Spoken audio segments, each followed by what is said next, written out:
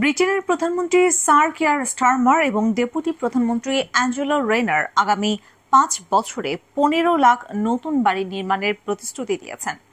অর্থনীতিবিদরা বলছেন, লেবার সরকারকে তার আবাসন লক্ষ্যে পৌঁছানোর জন্য প্রয়োজন হবে প্রায় ৫ লাখ নির্মাণ শ্রমিক।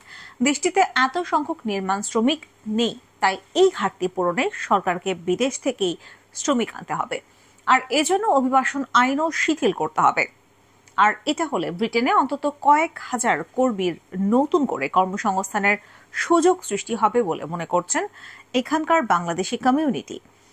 অভিবাসন বিষয়ক আইনজীবী লন্ডনের চ্যান্সারি সলিসিটরসের principal solicitor barrister Mohammad Iqbal Hossain Bangla ট্রিবিউনকে বলেন, ব্রিটেনের বাংলাদেশি বংশোদ্ভূত মন্ত্রী রুশনারা আলী এখন আবাসন খাতে কাজ করছেন।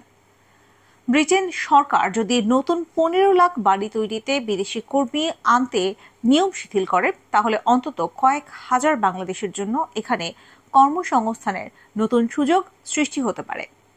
তিনি বলেন, ব্রিটেন সরকার যদি সঠিক ও অভিজ্ঞদের সুযোগ করে দেওয়ার উদ্যোগ নেয় এবং ভিসা নিয়ে দালালদের দৌরাত্ম্য বন্ধ করতে পারে, তবে এটি তাদের জন্য মঙ্গলজনক হবে।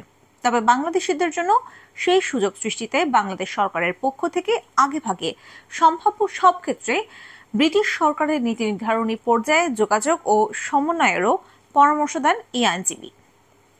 উল্লেখ্য, ক্যাপিটাল ইকোনমিক্সে বুধবার প্রকাশিত এক প্রতিবেদনে গবেষকরা বলেছেন, নতুন করে আরো ১৫ লাখ বাড়ি নির্মাণের লক্ষ্য পূরণের জন্য ব্রিটেনে পর্যাপ্ত নির্মাণ শ্রমিক নেই। এই বৃহৎ নির্মাণ যজ্ঞে যে ৫ লাখ নির্মাণ শ্রমিকের প্রয়োজন তা এখানে খুঁজে পাওয়া কঠিন হবে।